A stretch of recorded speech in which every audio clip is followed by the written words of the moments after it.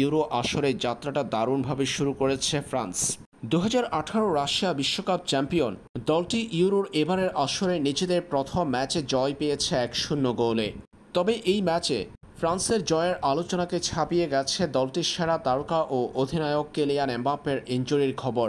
ফরাসি এই তারকা ইনজুরিতে পড়েছেন অস্ট্রিয়ার বিপক্ষের ম্যাচের দ্বিতীয়ার্ধে। অস্ট্রিয়ার এক ফুটবলারের শোল্ডারের সাথে আঘাত পেয়ে নাক ভেঙেছে কিলিয়ান এমবাপ্পের।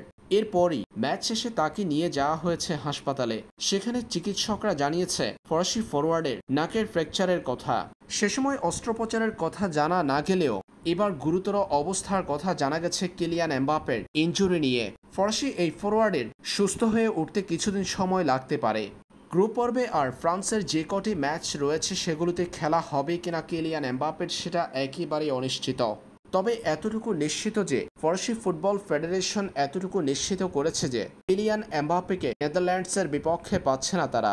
অর্থাৎ নেদারল্যান্ডসের বিপক্ষে আগামী ম্যাচটাই কিলিয়ান এমবাপ্পেকে ছাড়াই মাঠে নামতে হবে ফ্রান্সের, যেটা ফ্রান্সের জন্য বড় দুশ্চিন্তার বিষয়। নেদারল্যান্ডসের মতো শক্ত প্রতিপক্ষের বিপক্ষে দলের সেরা তারকাকে ছাড়াই মাঠে নামতে হবে তাদের।